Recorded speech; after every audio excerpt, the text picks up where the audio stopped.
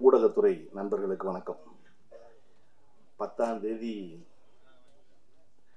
உயிர் தமிழுக்கு படம் ரிலீஸ் ஆகி அந்த படம் வெற்றி பெற்று அதன் பிறகு பல படம் பண்ணி அதன் பிறகு பல இடத்துல விருது வாங்கி அதன் பிறகு பல ஹீரோக்களுக்கு கதை சொல்லி அதன் பிறகு சாய் விசித்ரால போய் பேச வேண்டிய பேச்சை இன்னைக்கே பேசின ஆதம் பாபாவுக்கு முதல்ல வணக்கம். இந்த அவர் சொன்ன அளவுக்கான அளவெல்லாம் படத்தில் கந்தெல்லாம் படம் பார்த்துருக்கேன். இந்த படம் என்ன அளவில் இருக்குன்னு புரியணும்ல. ஏன்னா அமீரை வந்து ஒரு சீரியஸான ஒரு ஃபில்ம் மேக்கராக நமக்கு ஒன்று தெரியும். இப்போ நம்ம ஒரு பாட்டு பார்க்குறோம் உயிர் தமிழுக்குன்னு, இது அமீருக்கான அளவு சட்டையான்னு தெரியலையே அப்படின்னு ஒன்று தோணும்ல. இந்த படத்தை எந்த அளவில் வைக்கிறது அப்படின்னு. இந்த படத்துடைய அளவு என்ன அப்படின்னா, ஆதம் பாபாவுடைய பேச்சை நீங்கள் வந்து சிரிக்க சிரிக்க கேட்டீங்க இல்லையா, அதுதான் அந்த படத்துடைய அளவு. அவர் தான் அந்த படத்துடைய இருக்கணும். இந்த படம் எப்படி இருக்கும்னா அவருடைய பேச்சு போல இருக்கும். என்ன தோணுதோ அது அப்படியே சொல்வதாக. எனக்கு நல்லவேளை ஆதம் பாபா பேசி இந்த நிகழ்ச்சியின் இறுக்கத்தை குறைச்சான்னு நினைக்கிறேன். ஏன்னா வரலாறு பூரா நாங்கள் வந்து உயிர் தமிழுக்குன்னு படம் கிடைச்சது, அது உயிர் அமீருக்குன்னு ஒரு மேடையாயிரும் போல இருக்கு. எல்லாரும் வந்து தண்ணியில விளக்கமாகவே இருக்கு. அதெல்லாம் எதுக்கு அசரில் எங்கள் அண்ணன், அதெல்லாம் எதுக்கு அசரில் எங்கள் அண்ணன், அதெல்லாம் இல்லை. அப்படிலாம் இல்லை, ரொம்ப அசத்துட்டாரு. ஏன்னா சும்மா இருக்க ஒரு ஆளை போட்டு இந்த வேலையை பார்த்தா, அதாவது மாம்பழத்தின் அழகை எல்லோரும் பாராட்டுவர், மாம்பழத்தின் அழகை எல்லோரும் பாராட்டுவர், உள்ளிருந்து குடையும் வண்டின் குடைச்சலை யார் அறிவாருமா. அந்த மாதிரி உள்ளிருந்து குடையும் வண்டின் குடைச்சலை யாரும் அறிய போறதில்லை. பார்க்கும்போது என்னை எல்லாரும் சொல்லுவாங்க, என்னங்க அப்படியே அமைதியாகவே இருக்கீங்க அப்படின்னு. ஆமாடா, என்னை வெளியேருந்து பார்க்கும்போது வார்த்தை பார்க்குற மாதிரி தான் இருக்கும், அமைதியாக தான் இருக்கும் எல்லாருக்கும், அப்படியே இருந்துக்கிட்டே இருக்கு போல இருக்கு அப்படின்னு. தண்ணிக்கு கீழே பார்த்தாவில்ல தெரியும். அதுக்கப்புறம் கேமரா கீழே இருக்கு, தப்ப தப்ப தப்ப தப்ப தப்ப தப்ப தப்ப தப்ப கால் அடிக்கிற அடி நமக்கு வார்த்தைக்கு மட்டும் தான் தெரியும். அந்த மாதிரி அதெல்லாம் நடக்கத்தான் செய்யும். இது ஒன்றும் செய்ய முடியாது. எனக்கு வந்து அமீர் அவர்களை வந்து ஒரு நீண்ட காலம் இருந்து நான் வந்து 15 வருஷம் தான், அவர் சொல்கிற மாதிரி 40 வருஷம் இல்லை. எனக்கு தெரிஞ்சதுக்கான முதல் காரணம், எனக்கு அமீரின் மேல் பெரிய ஈர்ப்பு ஏற்பட்டதற்கு காரணம், நான் கல்லூரி முடித்து உதவி இயக்குனராக வந்து சேர்ந்த காலகட்டத்தில் 98 ஒரு 2002 அந்த ஒரு 5-6 வருஷம் இருக்கு இல்லையா, அந்த காலகட்டத்தில் தமிழ் சினிமாவில் ஒரு இஸ்லாமிய பெயர் வருவதே ஆச்சரியம். எல்லா இஸ்லாமியர்கள் அதிகம் இருந்திருக்காங்களான்னா சினிமாவில் இருந்திருக்காங்க. ஆனால் அதில் கிட்டத்தட்ட 95 விழுக்காடு பேர் ஏதோ ஒரு பொது பேரில் இருக்கோம் நினச்சிக்கிட்டு இஸ்லாம் அல்லாத பேர் தான் வந்திருக்காங்க. நான் முதல்ல அமீர் பேர் தான் ரொம்ப நாள் கழித்து எம்ஏ காஜாவுக்கு அப்புறம் அமீர்னு நேரடியாக பார்க்குறேன். எனக்கு அது ரொம்ப பிடிச்சிருந்துச்சு. ஒருத்தர் தன் அடையாளத்தை மறைக்காமல் அந்த பேர், எனக்கு வச்ச பேர் அமீர் சுல்தான் தான், நான் அந்த பேரோட தான் வருவேன் அப்படின்னு. ஏன்னா எனக்கு நான் படம் எடுக்கும் போது எல்லாரும் சொன்னாங்க, கருப்புள்ளியம்மன்கிற பேர் கொஞ்சம் பழைய பேராக தெரியுது, வயசான ஆளாக தெரியுது அப்படின்னாங்க. நான் சொன்னேன், இதை விட பழைய பேர் மணிரத்னம், மணி ரொம்ப பழசு, ரத்னம் அதை விட பழசு, எடுத்த படம் தான் பேரை முடிவு பண்ண போகுது.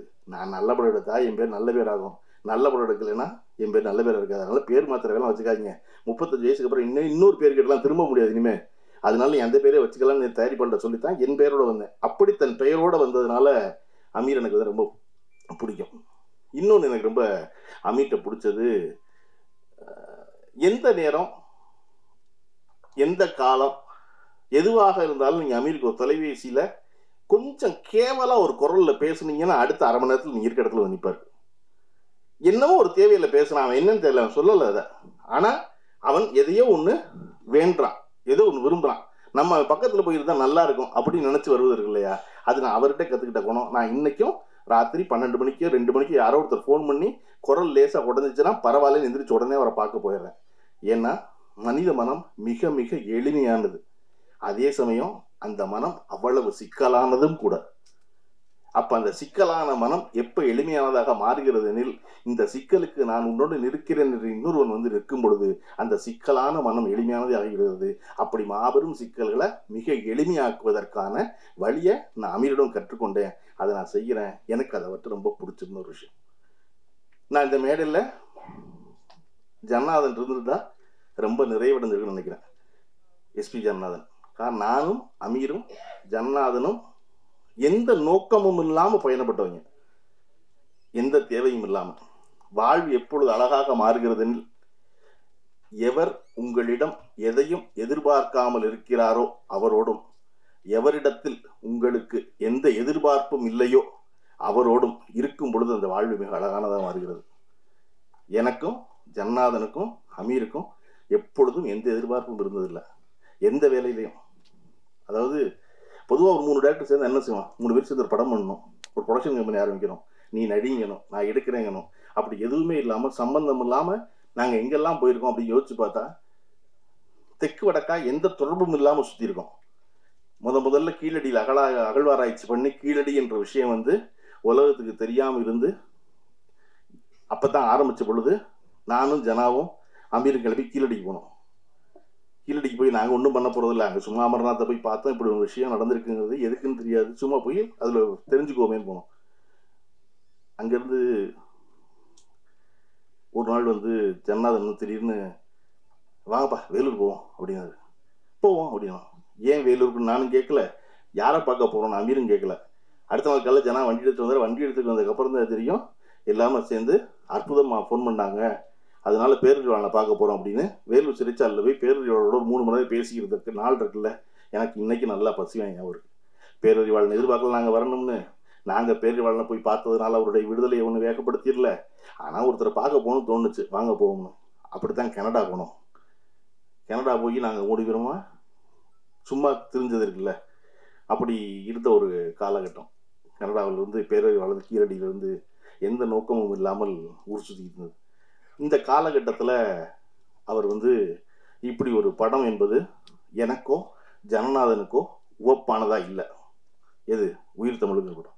இந்த இடத்துல நம்ம என்ன சொல்லணும்னா, நான் வந்து எதை கூட யோசிச்சு பார்த்துக்கிறேன் அப்படின்னா, ரஜினிகாந்த் வந்து ஒரு நட்சத்திரமாக இருந்து, அதாவது நடிகராக பெயர் பெற்று நட்சத்திரமாக மாறி சூப்பர் ஸ்டாரை தொட்ட இடம். தொட்டுக்கிட்டு இருக்கும் பொழுது பஞ்சர் நாசலம் அவர்கள் வந்து ஒரு கதை சொல்கிறார். பஞ்சர்னஸ் கதை சொன்னது அப்போல்லாம் என்னென்னா ரெகுலராக ரைட்டு நம்ம வேலை நம்பிக்கை உள்ள ஒருத்தர் கதை சொல்கிறாரு, அந்த கம்பெனி படம் பண்ணுற முடிவு பண்ணியாச்சு, ஒரு வரி கதை கேட்டுக்க போகிற போய் பாங்குறோம் சாயந்தரம், அவ்வளோதாங்க இருந்த காலகட்டம் நடிகர். அப்படி இருந்த பொழுது சரி நடிக்கிறேன்னு சொல்லியாச்சு. ரஜினிகாந்த் படம் ஆரம்பிச்சாச்சு. படம் ஆரம்பிச்சு ஒரு 5-6 நாள் படப்பிடிப்பு முடிஞ்சோன்னு ரஜினிகாந்துக்கு தெரியுது, ஆகா நம்மளை வச்சு செய்கிறாங்க, இது வேலைக்கு ஆகாது இந்த படம் அப்படின்ட்டு. ஆனால் யார்கிட்ட சொல்கிறது, பஞ்சன் தான் நடிக்க சொல்லியிருக்காரு, அவருடைய தயாரிப்பு. பஞ்சனை கூப்பிட்டு இது வந்து ஒன்றும் தேடுற மாதிரி தெரியல, இது எனக்கான படமாக இல்லை அப்படின்னொன்னே பஞ்சன் வந்து ஏன் அப்படின்னு, இல்லை என்னையை வச்சு இதெல்லாம் எடுத்துக்கிட்டு இருக்கீங்க, இந்த படம் தம்பிக்கு இந்த ஊர், என்னையை வச்சு இந்த படமெல்லாம் இப்படிலாம் எடுத்துக்கிட்டு இருக்கீங்க, மாட்டு வாழை தூக்கி நான் மணி பார்க்குறேன், சாணி வச்சு ராட்டி தட்டுறேன், நீ ஏதோ காதல் கதை, நீங்கள் மாதவி இருக்காங்க, நீங்கள் அப்பா சண்டை, நீங்கள் அதெல்லாம் ஒன்றும் பெருசாக நிற்கிற மாதிரி தெரியல, நான் தாங்குவேனா இதுக்கெல்லாம் அப்படின்னோடனே பஞ்சன் சொன்னார், ரஜினி எல்லா ஹீரோவுக்கும் 2 சண்டை வைக்கிறோம், அதிகபட்சம் 3 சண்டை, நீ ஆக்ஷன் ஹீரோங்கிறதால உனக்கு 5 சண்டை வைக்கிறோம். இப்போவே 5 சண்டை 1984 இப்போவே 5 சண்டைனா அடுத்த 5 வருஷம் கழிச்சு எத்தனை சண்டை போடுவ நீ? 14 ரீலுக்கு 14 சண்டையா? அதனால காமெடி பண்ணு, அதான் நீ தில்லுமுல்லாம் பண்ணல அப்புறம் என்ன அப்படின்னு. இல்லை அது வந்து அமோல் பிள்ளைக்கு நடிச்சு ஏற்கனவே ஹிந்தியில் சக்ஸஸ்ஃபுல்லாக ஓடினது, சாருக்காக பாலச்சந்திரன் சாருக்காக பண்ணது, இது அதுவாகவும் இல்லை இதுவாகவும் இல்லை, ஒரே குழப்பமாக இருக்கே அப்படின்னோடனே சரி இந்த படம் ஓடல, என்ன பிரச்சனை ஆகணும், என்ன பிரச்சனை ஆகும், ஒன்றும் ஆகாது அப்படின்னா ரஜினி. யாருக்குப்பா பிரச்சனை? உங்களுக்கு தான் பிரச்சனை, நீங்கள் தான் தயாரிப்பாளர், என்னை வச்சு இது எடுக்கிறேங்கிறீங்க, ரைட்டு நான் நட்டப்பட்டுக்கிறேன், நீ இந்த படத்தை நடி, இந்த படம் ஓடும்.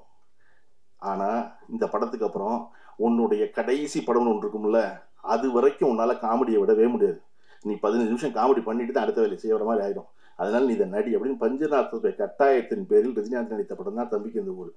அது பஞ்சர்நாசலம் என்கிற கதாசிரியர் என்கிற இயக்குனர் என்ன நம்பினாரோ அது அப்படியே திரையில் நடந்தது. அது வரையும் ரஜினிகாந்த் அப்படி ஒரு காமெடி பண்ணி ஸ்லாப்ஸ்டிக் காமெடி பண்ணி பார்த்ததில்லை. இன்னைக்கு வரையும் காமெடியன் மாறலாம், இல்லாமல் போகலாம், ஆனால் ரஜினிகாந்த் 15 நிமிஷம் காமெடி பண்ணி தான் வர்றாரு. அப்போ ரஜினிகாந்த் என்பவர் பஞ்சர்நாசலம் மீது வைத்திருந்த நம்பிக்கை, பஞ்சர்நாசலத்துக்கு ரஜினிகாந்தை பற்றி இருந்த புரிதல், அதுதான் அந்த படத்துக்கு காரணம் அமையுது.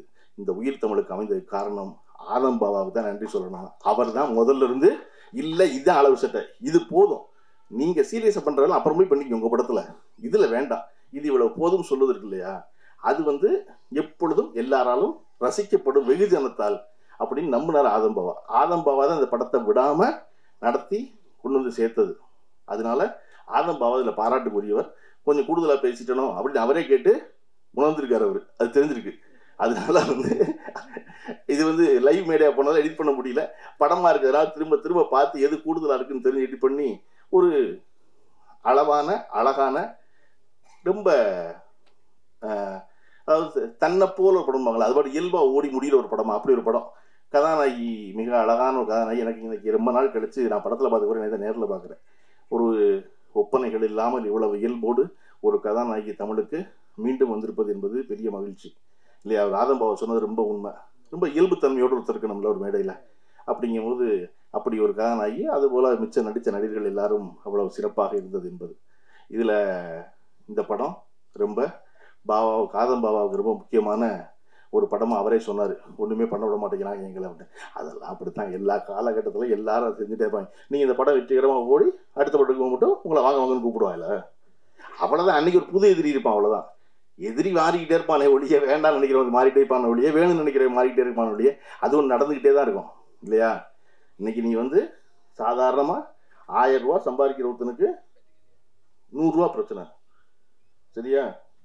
நீங்கள் வரும்போதே ஆஃபீஸ் போட்டு வந்தவர் அசிஸ்டன்ட் டைரக்டர் முடியலன்னு டைரக்டர் வந்தீங்க, அவ்வளோதான். லட்ச ரூபா சம்பாதிக்கிறவங்க 10,000 ரூபா பிரச்சனை, கோடி ரூபா சம்பாதிக்கிறவங்க லட்ச ரூபா பிரச்சனை, 100 கோடி ரூபா வச்சுருவனுக்கு 10 கோடி ரூபா பிரச்சனை அதே தான். அது மாறிக்கிட்டே தான் இருக்க போகுது. இங்கே வந்து எனக்கு காசி ஆனந்தனுடைய கதை, காசி ஆனந்தன் கதைகள் ஒரு புத்தகம் இருக்கும், எனக்கு ரொம்ப பிடிக்கும்.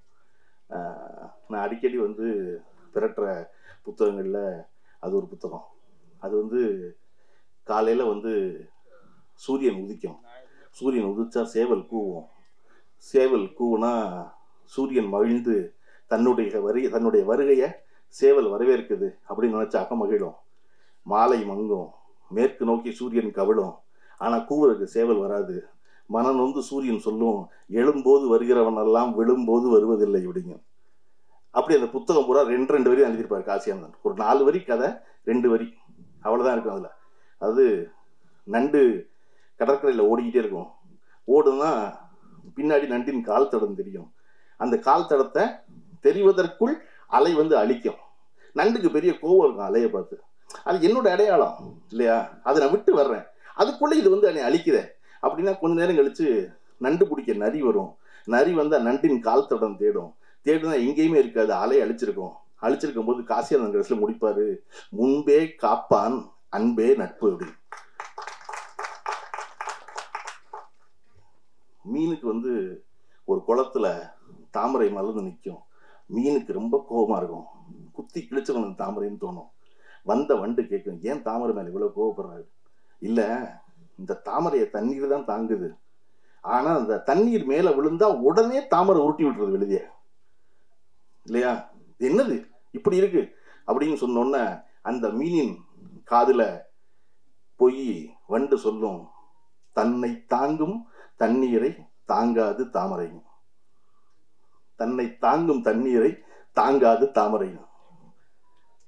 எப்பொழுதும் தாமரையை நிலச்சிருக்க வைக்க நினைச்சா தாமரை அவனை எல்லாம் புழைக்க வைக்காது. இது நான் சொல்லல, காசி ஆனந்தன் சொன்னாரு. அதை போல இந்த படம் மிக இயல்பாக இன்றைய அரசியலை பேசுகிறது. இது ஒரு 4 வருஷமா எடுத்த படம், 3.5 வருஷம் ஆச்சு. 3 வருஷமா எடுத்த படம் சொல்றதுக்கு இல்லையா? இந்த படம் இன்னைக்கும் மிக சரியாக இருப்பதற்கான காரணம் நம்ம அரசியல் சூழல் மாறவே இல்லை. நம்ம அந்த விழா தொடங்கும் போது தமிழ்த்தாய் வாழ்த்து பாடணும். தமிழ்த்தாய் வாழ்த்துல ரொம்ப முக்கியமான, நான் ரொம்ப ரசிக்கிற, ஒவ்வொரு தடவையும் நான் வாய் விட்டு பாட நினைப்பதற்கான காரணம் அதனுடைய கடைசி வரி, உன் சீரிழமை திறம் வியந்து செயல் மறந்து வாழ்த்துதுவேன். தமிழ் ரொம்ப பழைய மொழியில, பல்லாயிரம் ஆண்டுல முன்தோன்றிய மூத்த குடியில அது எப்படி இளமையா இருக்க முடியும்? உன் சீர் இளமை திறம் வியந்து செயல் மறந்து வாழ்த்துவேன். தமிழ் கிளவியா இருக்கணும், பல்லு போயிருக்கணும், தோல் சுருங்கிருக்கணும். ஆனா அது எப்படி இளமையா இருக்கு அப்படின்னா, நமக்கு வந்து 2000 வருஷத்துக்கு முன்னாடி ஒரு அடையாளம் எடுத்துக்கிட்டோம்னா திருக்குறளை ஒரு எல்லாரும் தெரிஞ்ச திருக்குறள் பேசணும்னா, முயற்சி திருவினை ஆக்கும், முயற்சின்மை இன்மை புகுத்தி விடும். இது எழுதி 2000 வருஷம் ஆச்சு. ஆனா இன்னைக்கு கேட்டோம்னா முயற்சி தெரியும், திருவினை பணத்தின, திருனா பணம், திருமகள், முயற்சி திருவினை ஆக்கும், முயற்சி பண்ணா பணம் ஆக்கும், முயற்சியின்மை, முயற்சி இல்லைன்னா இன்மை புகுத்தி விடும், வறுமை உள்ள வந்துடும். 2000 வருஷத்துக்கு முன்னாடி வள்ளுவர் எழுதுனது இன்னைக்கு பழனிப்பனுக்கு புரிகிற மாதிரி நேரடியா பேச முடியல வள்ளுவனோட. அதனாலதான் அது உன் சீர் இளமை திறமையந்து செயல்பறந்து வாழ்த்துதுமே. எத்தனை வருஷம் ஆகலாம், அன்னைக்கு இருக்கிற இளமையா இருக்கிறோம் நீ கான்டாக்ட்ல இருப்ப, டச்சில் இருப்ப, அவனுக்கு விளக்குற மாதிரி இருப்ப. அப்படி இந்த படம் 3 வருஷம் ஆயிருக்கலாம். ஆனா இந்த உயிர் தமிழுக்குங்கிற படம் இன்றைய அரசியலோட நேரடி கான்டாக்ட்ல உள்ள படம். அதனால ஆதம் பாபா நினைச்ச அவருடைய பெரு வெற்றியை இந்த படம் கொடுத்துடட்டும். கொடுத்ததுக்கு அப்புறம் எப்படி அமீருடைய அலுவலகத்திலையும் பாலாவுடைய அலுவலகத்திலையும் போய் 12 மணி நேரம் காத்திருந்தாரோ, அப்படி இந்த தமிழ் சினிமாவின் உச்ச நட்சத்திரங்கள்கிட்ட போய் மறுபடியும் 12 மணி நேரம் காத்திருந்து ஒரு கதை சொல்லி படம் பண்ற பெரிய தயாரிப்பாளராகவும் ப்ரொடியூசராகவும் ஆகிற வாய்ப்பை இந்த உயிர் தமிழுக்கு ஒரு வழங்கட்டும். குழுவினர் அனைவருக்கும் வாழ்த்துக்கள். நன்றி.